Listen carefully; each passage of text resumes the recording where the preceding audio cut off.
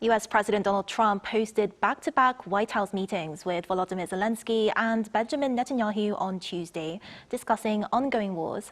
Kim Bo-kyoung tells us more. President Trump held back-to-back meetings on Tuesday with Israeli Prime Minister Benjamin Netanyahu and Ukrainian President Volodymyr Zelenskyy.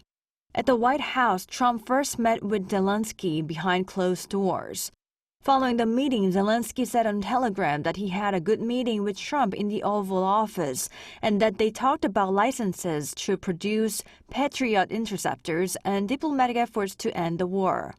Earlier this month, Trump agreed to allow Ukraine to produce Patriot air defense interceptors, a crucial component of the country's defense against Russian aerial attacks.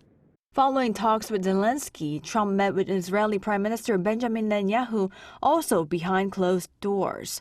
Marking their first face-to-face meeting since the outbreak of the Iran war, Netanyahu has reportedly been eager to secure continued U.S. support and sustain pressure on Iran with a general election scheduled for late October. In a video message recorded afterward, Netanyahu called the meeting excellent. I just finished an excellent meeting with President Trump. A conversation with full partnership, mutual support, understanding of the common goal to ensure that Iran does not have nuclear weapons, and other goals as well. Trump had previously criticized Netanyahu for appearing to publicly discuss Iran's Pickaxe Mountain nuclear site, but the issue did not come up during the talks, according to the director of Israel's National Public Diplomacy Directorate, who accompanied Netanyahu on his visit to the U.S.